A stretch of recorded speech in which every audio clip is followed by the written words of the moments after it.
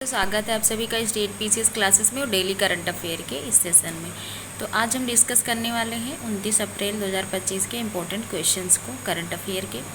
तो चलिए आगे बढ़ते हैं और पहला क्वेश्चन देखते हैं। पहला क्वेश्चन है कि हैंडले एंड पार्टनर्स की न्यू वर्ल्ड वेल्थ रिपोर्ट के अनुसार दुनिया का सबसे महंगा शहर कौन सा है। तो ये हैंडले एंड पार्टनर्स की न्यू वर्ल्ड हेल्थ रिपोर्ट आ चुकी है, जिसमें कि जिसका जो है 4th संस्करण ये है। और इसमें पहला सबसे महंगा शहर में फर्स्ट नंबर पे कौन है वर्ल्ड में, तो मोनाको जो है फर्स्ट नंबर पे आया है। यहाँ पे 40% जो जनसंख्या है वो करोड़पति है। इस मतलब आंकड़े में दिखाया गया है कि मोनाको की जो जनसंख्या है उसमें से 40% जनसंख्या के पास जो है जनसंख्या के पास करोड़पति है। मतलब अधिकतर जो जनसंख्या है वो करोड़पति है, वो 40%। उसके बाद में न्यूयॉर्क शहर है, 3rd पे हांगकांग है और 4th पे लंदन है। तो ये हैंडले एंड पार्टनर्स की न्यू वर्ल्ड की रिपोर्ट है। आगे बढ़ते हैं और नेक्स्ट क्वेश्चन देखते हैं कि भारत सरकार ने किस पड़ोसी देश को थैलेसीमिया एंड सिकल सेल रोग प्रबंधन के लिए $2 मिलियन की चिकित्सा सहायता भेजी है। तो वो जो है नेपाल को भेजी है। किसके लिए, तो एक हो गया थैलेसीमिया जो कि ब्लड से रिलेटेड है, और सिकल सेल एनीमिया जो कि महिलाओं में अधिकतर पाया जाता है, वो भी ब्लड से रिलेटेड है। तो आरबीसी से मतलब रेड ब्लड कॉर्पेट जिसको कहते हैं, लाल रक्त कणिकाएं। और इसका दूसरा नाम मतलब आरबीसी को और क्या दूसरे नाम से जानते हैं, तो इरेथ्रोसाइट्स के नाम से भी जानते हैं आरबीसी को। इसका जीवन काल कितना दिन का होता है, तो 120 दिन जो है इनका जीवन काल होता है। इसमें केंद्रक नहीं पाया जाता, आरबीसी में केंद्रक नहीं पाया जाता है। अपवाद के रूप में 2 जीव ऐसे हैं जिनमें जो है आरबीसी में केंद्रक पाया जाता है। एक नंबर पे है लामा, दूसरे नंबर पे है ऊँट। और प्लीहा स्प्लीन या तिल्ली को, जिसको मतलब प्लीहा या स्प्लीन बोल देते हैं या तिल्ली बोल देते हैं, वो जो है आरबीसी का क्या होता है, कब्रिस्तान माना जाता है। आरबीसी का कब्रिस्तान किसे कहते हैं, तो प्लीहा को कहते हैं। तो ऐसा जो है थैलेसीमिया सिकल सेल रोग के लिए प्रबंधन के लिए $2 मिलियन की चिकित्सकीय सहायता भारत सरकार ने नेपाल को दी है। तो इम्पोर्टेंट क्वेश्चन है। आगे बढ़ते हैं, नेक्स्ट क्वेश्चन देखते हैं कि आईपीएल में शतक लगाने वाले सबसे युवा बल्लेबाज कौन बने हैं। तो वैभव सूर्यवंशी जो कि जो है 14 वर्ष के हैं सिर्फ अभी, और ये बिहार से बिलोंग करते हैं। तो ये आईपीएल में शतक लगाने वाले सबसे युवा बल्लेबाज बन चुके हैं। जहाँ पर ये मैच कहाँ पे हो रहा था, राजस्थान वर्सेस गुजरात में हो रहा था, जब सवाई मानसिंह स्टेडियम जयपुर में। तो वहीं पर इन्होंने ये कारनामा किया है। और आईपीएल के इतिहास की 2nd सबसे तेज़ ये शतक हो गई है, और सबसे युवा भी माने जाएंगे। और पहले कौन थे, तो फर्स्ट पे क्रिस गेल थे, लेकिन 2nd पे हैं 23 शतक में। आगे बढ़ते हैं, नेक्स्ट क्वेश्चन देखते हैं कि भारत ने दूसरी एशियाई योगासन खेल चैंपियनशिप में कितने पदक जीते हैं। तो भारत ने 87 पदक जीते हैं दूसरी एशियाई योगासन खेल चैंपियनशिप में। और फर्स्ट कहाँ पे हुई थी, तो फर्स्ट इसका जो है आयोजन 2022 में बैंकॉक, थाईलैंड के बैंकॉक में हुआ था। और 2nd जो है इस बार जो हुआ है वो केडी जादव खेल परिसर दिल्ली में हुआ है। फर्स्ट नंबर पे भारत रहा, ये सबसे बड़ी अचीवमेंट है, और दूसरे पे जापान रहा है। तो इसमें भारत ने 87 पदक टोटल जीते हैं, जिसमें से इन्होंने मतलब भारत ने 83 गोल्ड ही जीता है, और 3 जो है सिल्वर और 1 ब्रॉन्ज जीता है। तो बहुत बड़ी उपलब्धि है। आगे बढ़ते हैं, नेक्स्ट क्वेश्चन देखते हैं कि शाहिद रजाई बंदरगाह पर घातक विस्फोट के बाद किसने राष्ट्रीय शोक दिवस की घोषणा की है। तो यह है ईरान सरकार ने जहाँ पे शाहिद रजाई बंदरगाह पर घातक विस्फोट हुए हैं, उसके कारण जो है ईरान सरकार ने यह राष्ट्रीय शोक दिवस के रूप में मनाने की घोषणा की 28 अप्रैल को।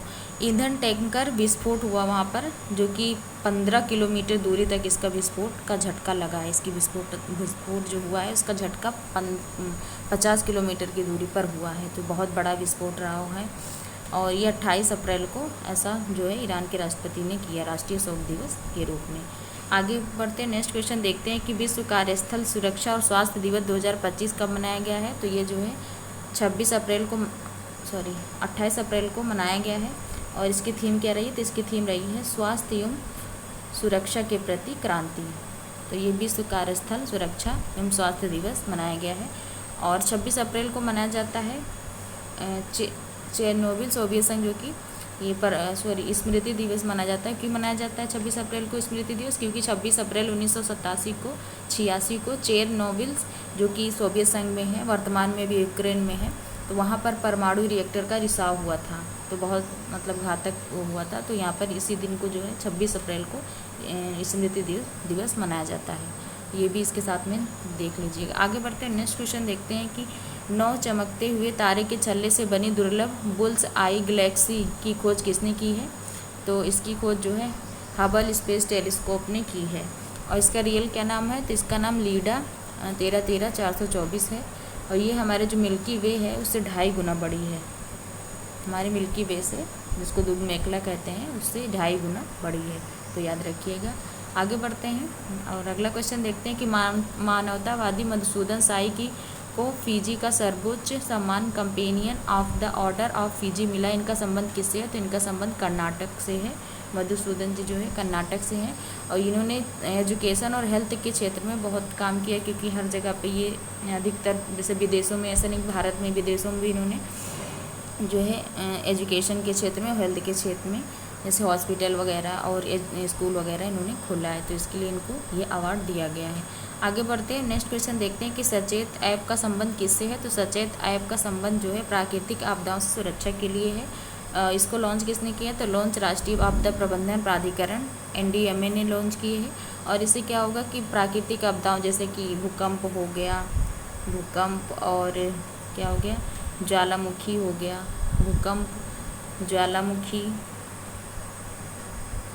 बाढ़ हो गया और सूखा हो गया। अधिकतर मतलब ये तो बाढ़ सूखा तो हो, लेकिन अधिकतर चक्रवात और भूकंप, ज्वालामुखी, ये सभी की चेतावनी इसमें, वैसे प्राकृतिक आपदाओं की सभी चेतावनी इसमें दी जाएगी, इस ऐप के थ्रू आपको मिल जाएंगी, इसलिए इसको लॉन्च किया गया है सचेत ऐप। आगे बढ़ते हैं, नेक्स्ट क्वेश्चन देखते हैं कि राष्ट्रपति द्रौपदी मुर्मू ने कितने पद्म विभूषण पुरस्कार प्रदान किए हैं? तो राष्ट्रपति जी ने, जिसमें इस बार जो है पद्म पुरस्कार कितने प्रदान किए? तो टोटल 139 प्रदान किएंगे, जिसमें से 19 पद्म भूषण है और 7 पद्म विभूषण हैं और 19 पद्म भूषण हैं और 113 पद्म श्री हैं। तो पद्म विभूषण जो होता है बहुत इंपॉर्टेंट होता है, ये 7 लोगों को मिला है, इसको हम 7 की लिस्ट दे देते हैं। इसमें पहले नंबर पे हैं जैसे कि नागेश्वरी रेड्डी, जो कि मेडिसिन के क्षेत्र में है इनका कार्यक्रम। और इसके बाद जो है दूसरे हैं जस्टिस जगदीप सिंह खट्टर, ये भी जो है ये न्यायाधीश हैं। और कुमुदनी लाखिया जो है ये कथक नृत्य से संबंधित हैं। और लक्ष्मी नारायण सुब्रमण्यम, इनको मिला है, वायलिन से संबंधित है।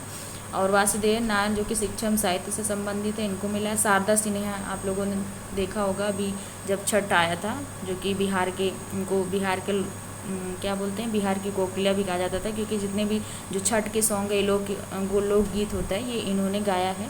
तो उनकी डेथ हो गई थी उसी समय, तो इनको भी मिला है। शारदा सिन्हा जी को लोक गायिका हैं, जो कि इनको भी पद्म, मतलब है नहीं, एक्सपायर हो चुकी हैं, तो इनका निधन हो चुका है, तो इनको भी मिला है। और याद रखिएगा, क्योंकि अगर बिहार से रिलेटेड आप जैसे BPSC वगैरह देते हैं तो उसमें ज़रूर पूछे जाने की संभावना है। और 7वें नंबर पे ओसामू सुजुकी, जो कि जापान से हैं, इनको मिला है। तो ये 7 लोगों को पद्म विभूषण मिला है। तो इसमें इंपॉर्टेंट 2-3 लोग जरूर ये याद रखिएगा, शारदा सिन्हा को, ओसामू सुजुकी और लक्ष्मी नारायण सुब्रमण्यम, और ये 2-3 लोगों को ज़्यादा, और ऐसे याद करने की कोशिश करिएगा कि सभी याद हो जाए तो ज़्यादा बेटर है। तो ये 7 पद्म विभूषण अवार्ड जो है द्रौपदी मुर्मू जी ने दिया है। तो आगे बढ़ते हैं, नेक्स्ट क्वेश्चन नेक्स्ट क्या आज का जो है शॉर्ट न्यूज है कि असम राइफल्स ने की अपनी पहली महिला Dong handler rifle women Shri Lakshmi प्रशिक्षण की घोषणा। तो ये असम राइफल्स संबंधित है। तो आज के ये सभी इंपॉर्टेंट क्वेश्चन रहे, तो आप सभी जो है चैनल को शेयर और सब्सक्राइब करिए और अपने दोस्तों के साथ में, और देखिए डेली वीडियो, क्योंकि देखिए एग्ज़ाम आने ही वाला है। और ऐसा नहीं है कि लेटेस्ट का करंट अफेयर पूछता नहीं है, करंट अफेयर लेटेस्ट का भी पूछता है, पिछले का भी पूछता है, पिछली वीडियो भी पड़ी हुई है, आप लोग उसको देखिए। और PDF चाहिए तो आप लोग क्या बोलते हैं, जा कर के टेलीग्राम चैनल को ज्वाइन करिए, वहाँ पर आपको सारी PDF अवेलेबल हैं और करवाई भी जाएंगी, तो वहाँ से ज्वाइन करिए और पढ़ाई को अपने आगे बढ़ाइए। Thank you so much.